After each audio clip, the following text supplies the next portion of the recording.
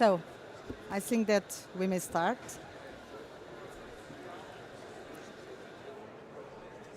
Good afternoon, ladies and gentlemen.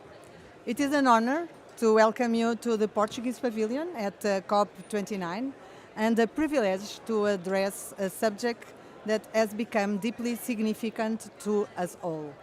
Portugal stands here not only as a host, but as a nation fully committed to leading by example through tangible climate action. The latest IPCC report delivers an urgent and unequivocal message. We must do more, and we must do better in fighting climate change, especially in reducing greenhouse gas emissions. Achieving this goal and the overarching aim of climate neutrality requires the concerted effort of society as a whole. Portugal has long been at the forefront of climate action, with significant achievements in recent years, informed by more than 20 years of experience in this field. Nearly a decade ago, we were pioneers in committing to climate neutrality, an ambition enshrined in our Carbon Neutrality 2050 roadmap, representing our long-term strategy submitted to UNFCCC. Several other commitments that have been helping to shape our economy have been also made possible as a result of our National Energy and Climate Plan, that is the main energy and climate policy instrument for this decade. However, and to deliver on the ambitious commitments, we cannot rely solely on existing solutions. It is imperative to explore and implement innovative mechanisms or instruments, having this been the motto for the development of the National Voluntary Carbon Market. So, this new instrument will promote projects to reduce CO2 emissions, aiding the compliance of national climate commitments, and will also enable the mobilization and participation of regional and local stakeholders, promoting greater cohesion of the territory and its occupation. Besides mitigation, this initiative is closely aligned with our broader objectives, including biodiversity conservation, the preservation of natural capital, and landscape planning. It also targets interventions in vulnerable territories, thereby contributing to climate adaptation and increasing resilience, altering, for example, the social and economic paradigm of rural areas by reducing the high risk of forest fires in these areas. Addressing these issues is integral to our climate strategy, combining mitigation and adaptation efforts to build a more sustainable and resilient future. Let us remain steadfast in our commitment to a shared path forward, united in the pursuit of sustainable and resilient future for all. Thank you for your attention, and I wish you a useful session.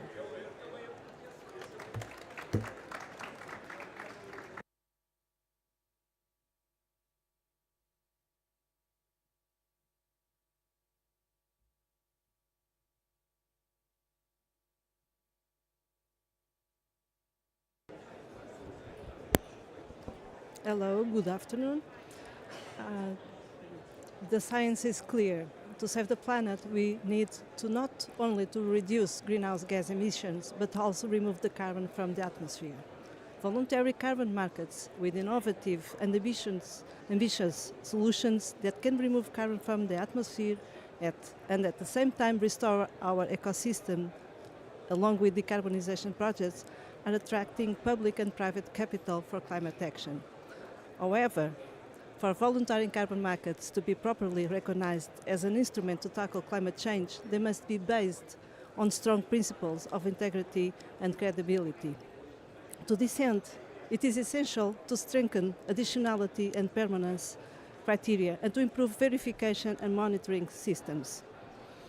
The Portuguese voluntary carbon market was, from the very beginning, designed to be a robust and transparent market, aligned with the highest international standards.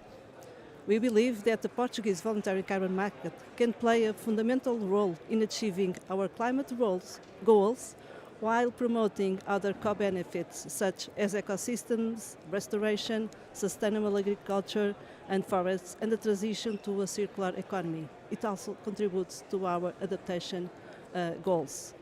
ADENE, the Energy Agency, has been supporting the Portuguese Environment Agency in developing the various dimensions of this market at national level, aiming for its full implementation and involving different stakeholders, which we think is key. In this context, we are developing a transparent registration platform that will allow us to track carbon credits throughout their entire life cycle. We are also implementing a robust qualification system for verifiers. At the same time, we are working on capacity building, providing information and training to the different market players in order to promote a high-quality market. Initiatives like the one we will discuss here today, the World Bank's Carbon Assessment Status and Trends Report, the ICVCM Core Carbon Principles, or the EU regulation on carbon removals and carbon farming are fundamental to implementing voluntary carbon markets reliable and impactful. In the European context, the regulation on carbon removals and carbon farming represents an important milestone towards the creation of a unified European market, and Portugal is committed to actively contribute to the development of this market, sharing its experiences and learnings with other member states. We believe that the broad discussion and sessions like today can contribute to responding to the complex challenges of this system and finding innovative solutions in order to build an effective dialogue between the Portuguese voluntary carbon market and the CRCF and the ICVCM regulations. In an increasingly united and interdependent world, the climate crisis requires global and collaborative solutions. Voluntary carbon markets represent a powerful tool to mobilize resources, stimulate innovation, and accelerate the transition to a low-carbon economy. This is a challenging journey, but together we can transform climate challenges into opportunities for growth and prosperity. Thank you. I wish you a good session. Please take your seats.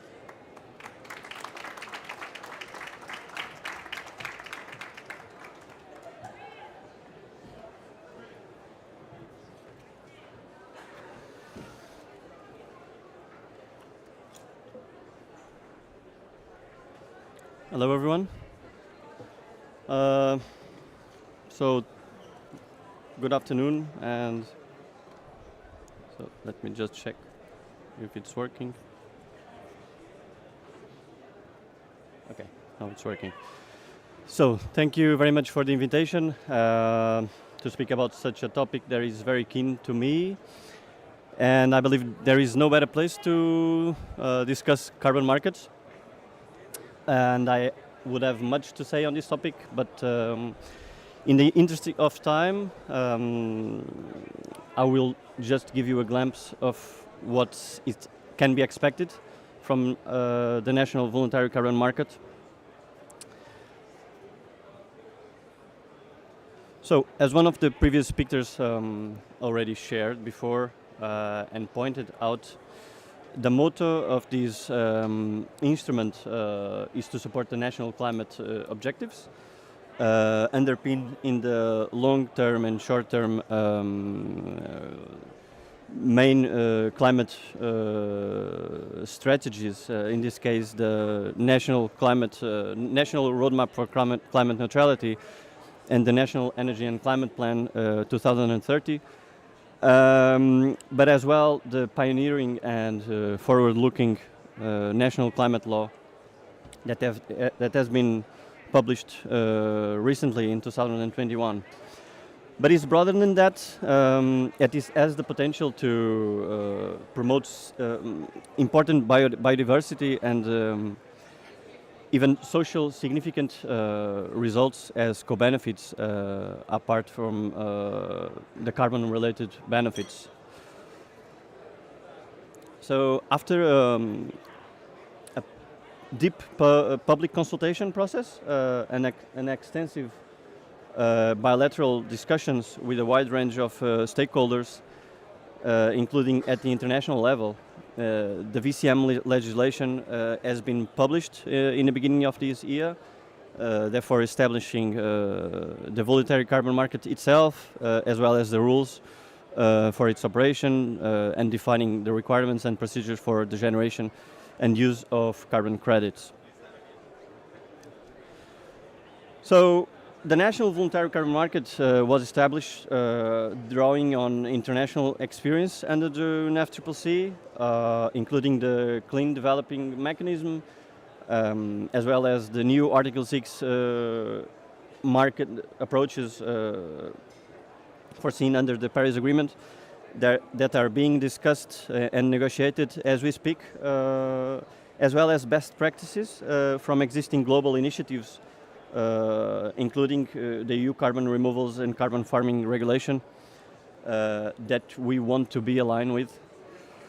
So the core principles of the VCM are essential to ensure its integrity by guiding the generation, trading and use of carbon credits, and therefore helping to ensure the trust among stakeholders. And just to highlight some of them, we need to ensure that emission reductions and carbon removals would not occur in the absence of the eligibility of the project under the VCM. So it may not be requested by any regulation, it shall not be financially attractive, or if it is, it shall demonstrate any existing barrier to its development. And we also need, for example, to ensure that the results of these projects remain. And this is particularly important in the case of forest projects, for example, where carbon there is removed may be released to the atmosphere in the case of forest fires, for example. There are others, but I will speak on them a bit more in the other slides. So, methodologies. The core principles need to be clear, reflected in the so-called methodologies, which represent mandatory guidelines for the project developers.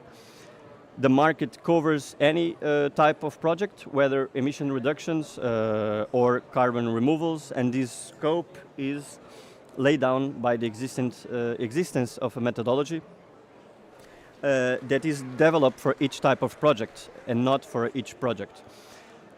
These methodologies can be developed and submitted by any entity subjected to public consultation, as well as to the oversight of the Technical Supervisory Committee, a body that has been created by the VCM regulation itself, that has also the role of developing methodologies.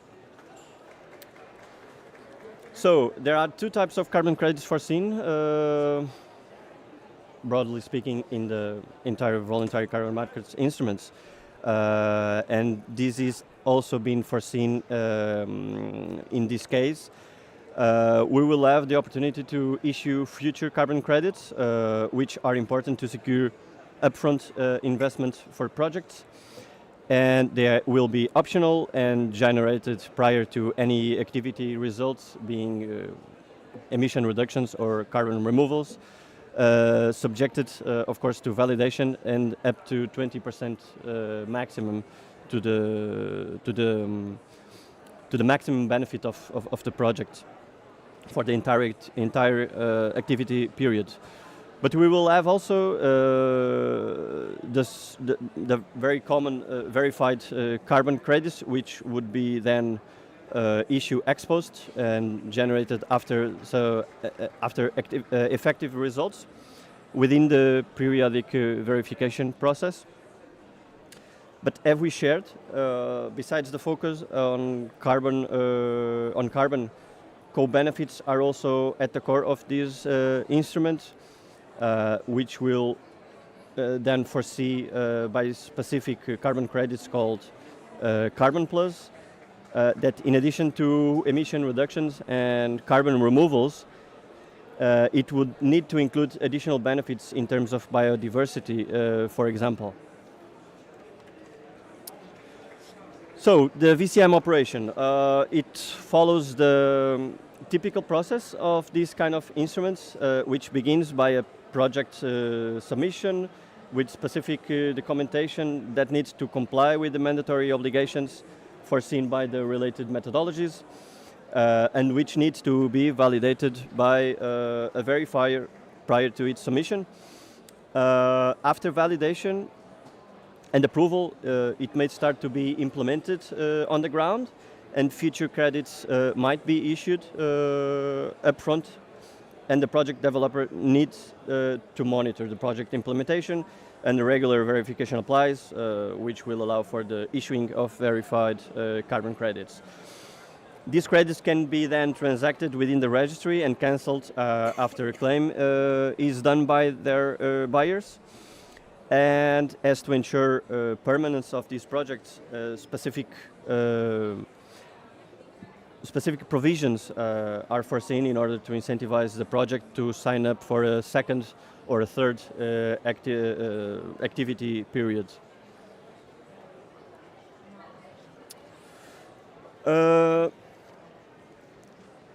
As shared before, so after the initial validation that states that the project is aligned with the principles and the related methodology guidelines, it may generate future carbon credits upfront and verified carbon credits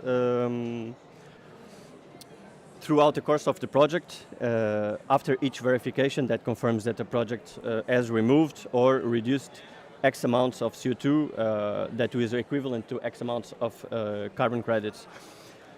This graphic in this slide and the curve represents the example of the carbon credits curve of a forestry project, other than those projects used for timber production.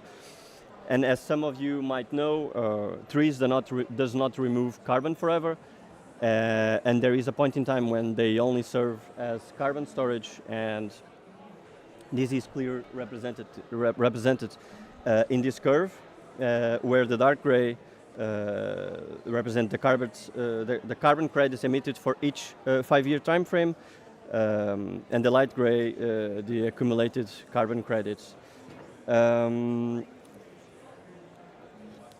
Since no market is made only from the supply side, so the project side, the demand side, so those who want to buy credits have two mainly options or claims to do with those, and or they are used to offset or contribution purposes, where the first is commonly used to compensate for the activity of a particular company or service in line with any type of decarbonization strategy.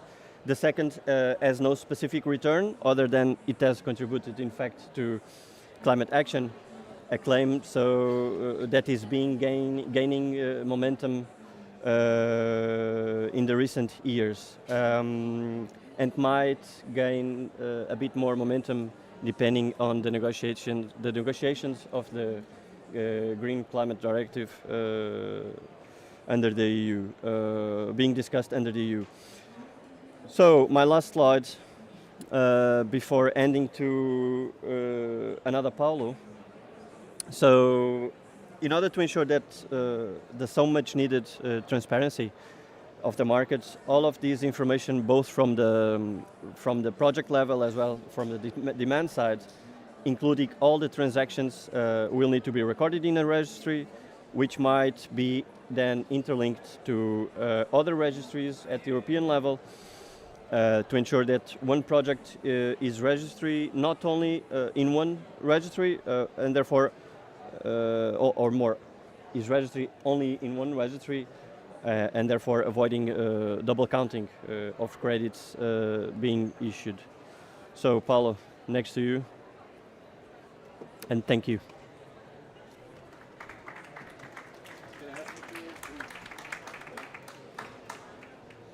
Okay. Just to finish and making the bridge to the actual panel, we're going to discuss a few topics related to the voluntary carbon market in Portugal, in Europe actually, not in Portugal. This one is specific for us. Just to give you a current status on what is the development of the market after this legalization has been published. We have launched a website to actually address all the demand of information that is happening and all the interest that was raised from the society. We already have more than 4,000 visitors in 1.5 months. Received, and the website has received a mechanism to actually receive expressions of interest. We have a lot of expressions of interest so far, more than 200. A lot of them about with project prospects, a lot with verifiers that want to join the market and help to operate the market. So you can see here, and we can also check the website for further information. Just to finalize and give you a broad overview of what will be the roadmap for implementation, we are now pushing forward a registry that Paulo already mentioned. ADENE is in charge of putting this registry in place, and we already launched the tender. We are in the final stages of appreciation of the tender. But next year, we're doing this year, the next year we'll have a lot of work in implementing the platform, the registry platform, actually training the verifiers, which is key to having the market in place, and obviously having carbon methodologies that can address the different projects and can accommodate different projects. So this will happen in the coming months. A lot of news will emerge. Please keep looking and keep checking on the website that I mentioned before. And now I'll move on to the table to actually have our guests' opinion on this. First of all, thank you.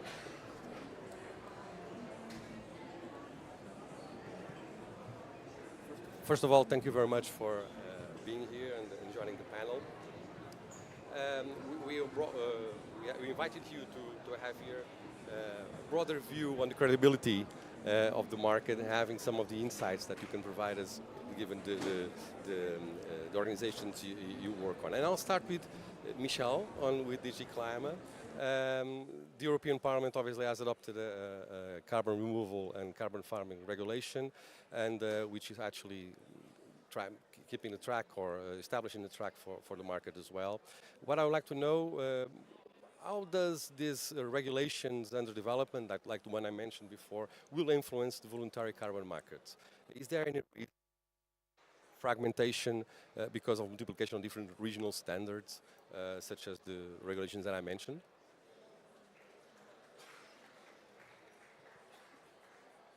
Can you hear me? Yeah. Thank you very much, Paulo, for this invitation first, and I'm very pleased to be here and talk about what we are doing also for enhancing voluntary carbon markets and ensuring better their use and their credibility. Because indeed, high environmental integrity is crucial for them to work, because we really have a problem of demand and for carbon credit and for use of carbon market in general. And as for me, it's less a question of fragmentation of markets than a question of lack of assurance on the quality of the credits and maybe on the transparency of what can be bought, and maybe also a lack of business case from company if they don't have the right incentives or even requirements to offset what they cannot reduce, they will not necessarily buy. So it's all that, more than the fragmentation maybe, that is the source of these difficulties. But regarding the environment integrity, indeed, I think what the EU is doing right now can really help ensuring the best alignment upwards possible of standards and voluntary carbon market rules. And for example, the CRCF regulation that you mentioned, which has just been adopted also by the EU Council, so it should enter into force at the end of this year. And of course, the delegated act that will have to specify the methodologies for certification, for approval, so of such, etc., be considered in the next months, and hopefully they should be ready in the end of next year, end of 2025. So this scheme should be operational soon. And indeed, the CRCF regulation can constitute, I think, a very interesting reference and benchmark for voluntary carbon markets. And it was very interesting to see that in Portugal, you will, of course, completely align with what would be in there in the CRCF framework. But also, what is interesting with the CRCF, the aim is also to encourage and to foster the development of innovative removals technologies, and I think that the voluntary carbon market may also benefit from that. Also on the supply side, many things are happening. The Green Claim Directive is still under negotiation. But here again, it will probably influence positively the voluntary carbon markets. It will also hopefully constitute a good reference, even if here also the devil is in the details. So we'll see with the delegated act how that will really what will the rule be precisely. And if you allow me, I just would like to say some words on the 6.4 standards, because it's not EU regulation, but it's worldwide. It's a UN standard, so it will have also a very strong legitimacy and recognition for worldwide carbon market stakeholders. And some EU experts have played a very active role to have them. We have refused in COP28 last year the standards that were proposed that were not enough robust in our view. They are better really this year. They are not perfect, but they will hopefully be improved over the next months and years. And I think these standards are very important because they can also constitute really a benchmark for the sector. And of course, we will have to be vigilant in the development of further guidance that will operationalize the 6.4 standard. But we really hope that all the private and voluntary standards that exist today continue their efforts in terms of upward alignment. And in this regard, we really welcome the initiatives that have been taken so far, in particular ICVCM, also VCMI on the supply side, that are really, I think, useful and have really brought credibility to the sector. It was really necessary.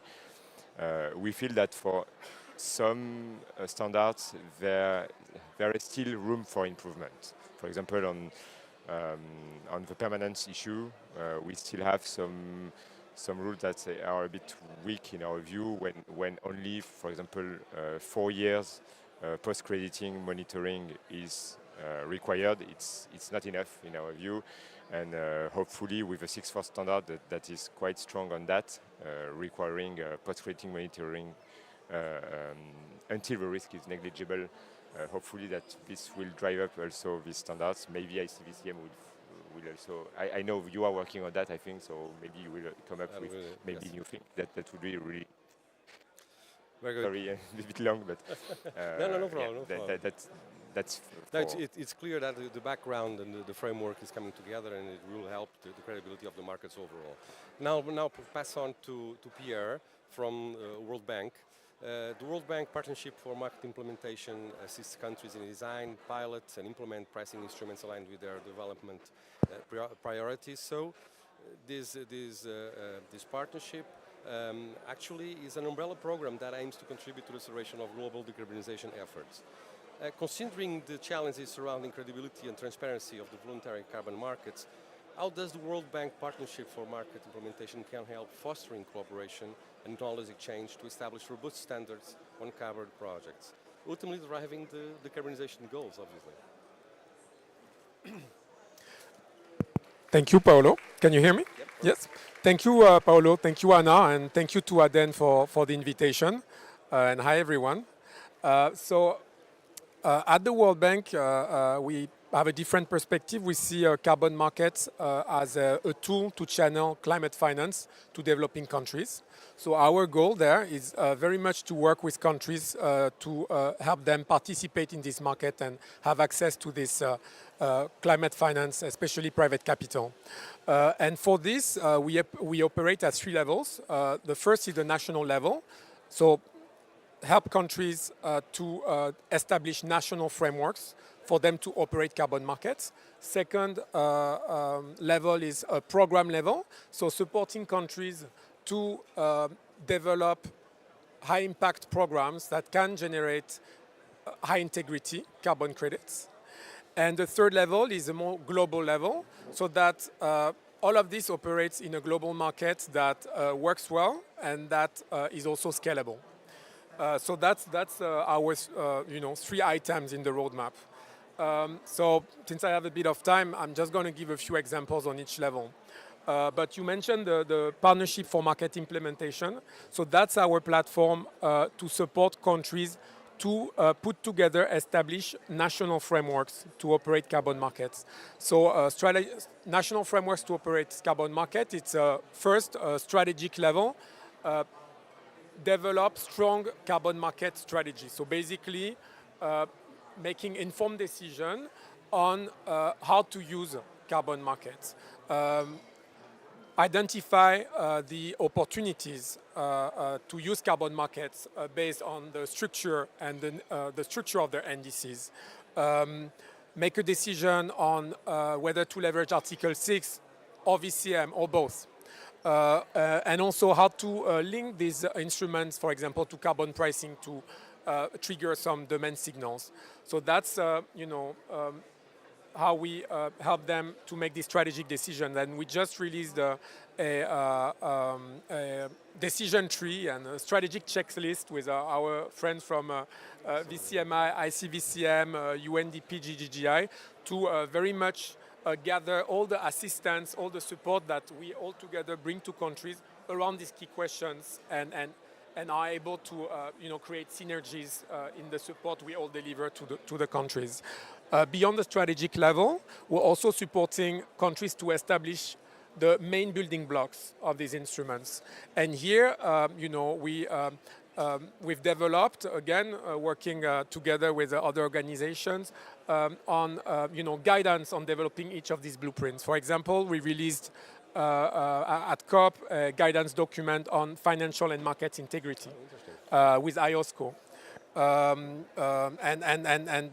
we've developed other guidance documents on how to establish registry systems or how to establish the institutional framework around crediting. So these are the key building blocks. So that's how we support countries through the PMI, and maybe Portugal would be a good addition to the PMI.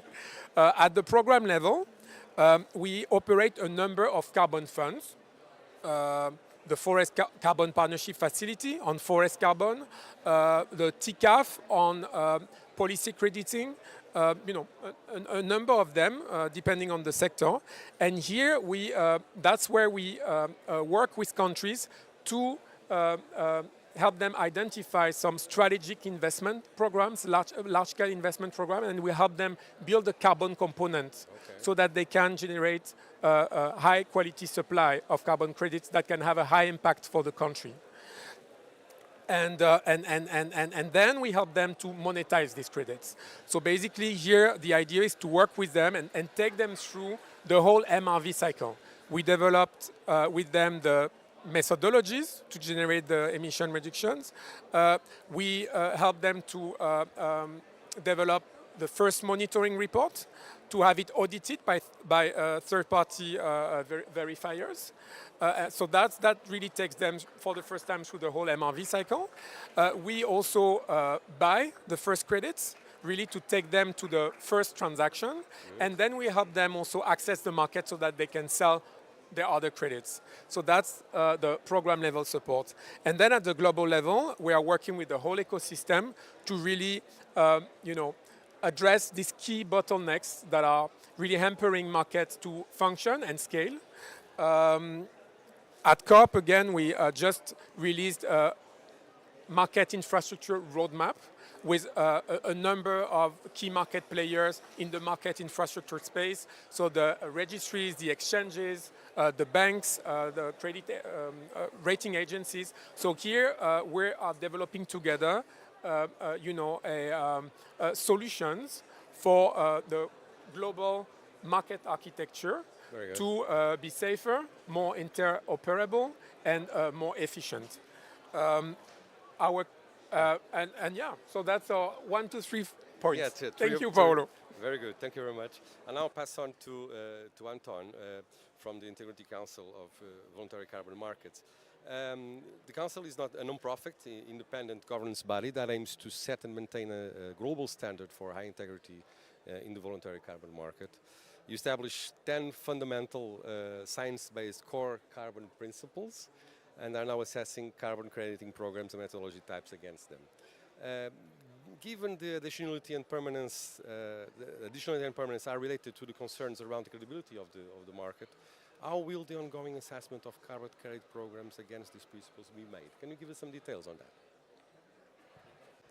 Thank you so much, and absolute pleasure to be here. And I want to start with congratulating ADENE and Portugal, of course, for launching this important initiative. I think it's a very exciting time to be doing carbon markets and to be introducing new frameworks and bringing new technologies, new methodologies to the market, because we've really seen an evolution of this space. Right?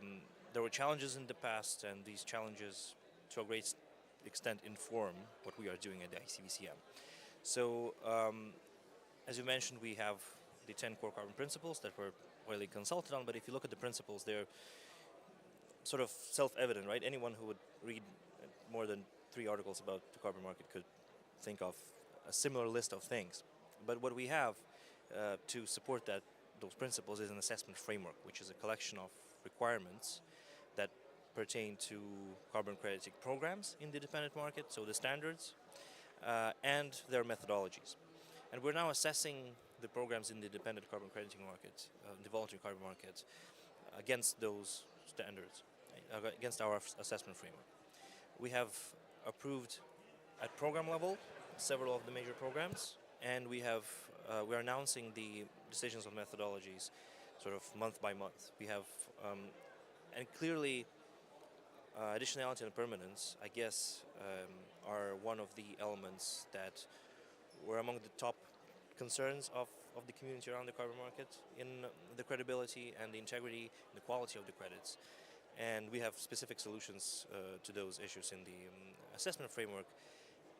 And sort of it's, I think, enough to say that in some of the decisions that the ICVCM board has so far made, these particular criteria were one of the key determining factors for the decisions that were made. One example, for example, would be our great attention to the issues around this in the recent announcements around the 3 RED Plus methodologies that we have approved as CCP eligible. The same pertains to the decision that the board made in relation to the existing methodologies in the renewable space. And I would like to echo what Michelle said at the very beginning with relation to the 6.4 mechanism and the permanence requirements there. I mean, our requirements, I'll just briefly outline these, how additionality and permanence are dealt with in the ICVCM. On additionality, it's actually very similar to how 6.4 ended up. So it's a very similar structure. So we require prior consideration, regulatory additionality, and then either a financial analysis combined with market practice penetration or market uptake, or barrier analysis and with the same market practice analysis. And all that's implemented with an alternative approach that is of equal level of transparency in demonstrating additionality. And that is very similar to what is there now in the 6.4 standard.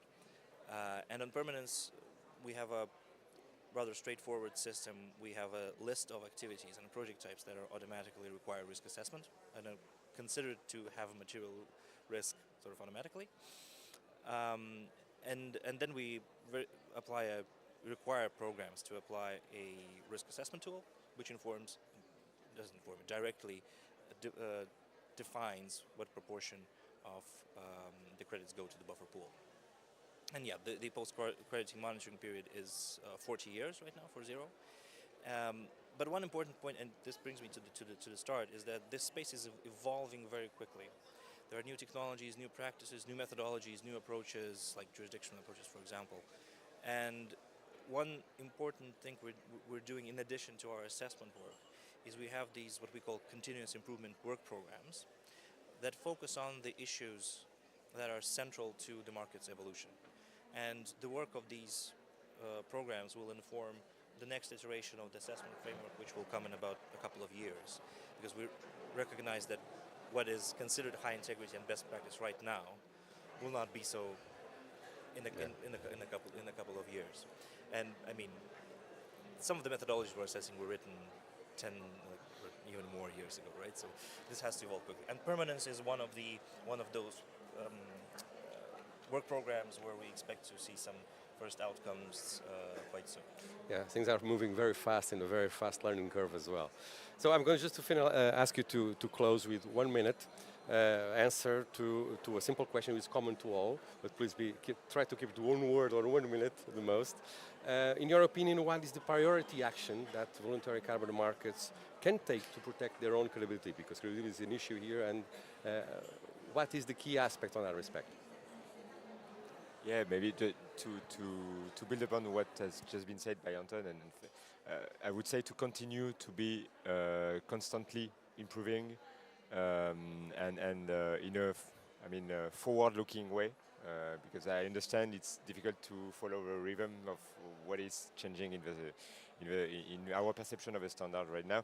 And just maybe another thing, it's maybe to try to not isolate too much or consider in isolation the supply side integrity and the demand side integrity. I think that trying to establish rules or methods to look at them in combinations more than what we are doing now would be also interesting, I think, because we'll have more and more challenges with like-for-like consideration or approach, and I think this is a bit lacking, I think, right now. Okay. Pierre, number one priority. Number one priority. I think on the supply side, we're seeing, with ICVCM, with more and more initiatives from regulators, we're seeing the, supply side integrity being strengthened, and, I have no doubt this is going to go stronger and stronger. I do think that the priority is right now is maybe more on the demand side, to really clarify the use case for these voluntary credits, right? And make sure that we clarify when, where, and to what extent corporate can use these credits yes. In their journey to net zero. VCMI is working on the Scope 3 flexibility, can also come from regulators. So yeah, Perfect. number one priority. Okay. Anton, number one priority? Yeah, I think I maybe build a little bit on what Pierre said. I think convergence is very important, the convergence between different parts of the market. If we ensure that everything that happens in domestic markets, in the international markets, in the voluntary market, in the compliance market, is at the same or at least above the same threshold of quality, then we get an efficient market that works, that delivers what it's supposed to deliver, and that people sort of are confident in and that people are confident in buying things and think that it's, as the podium says here, it's worth it, right? So have something worth to buy. I think it's important to standardize as much as we can the quality across the market, and that this will bring confidence and trust in this as a mechanism. So we have here a clear perspective on what we need to do to make this happen even faster, because it's already happening very fast. It's a learning curve, and we hope in Portuguese case we also give some insights on what works well or not, what needs to improve and whatever. So thank you very much for your time, and I appreciate the cooperation. It was a very good panel, and again, thank you very much. Bye. Thank you.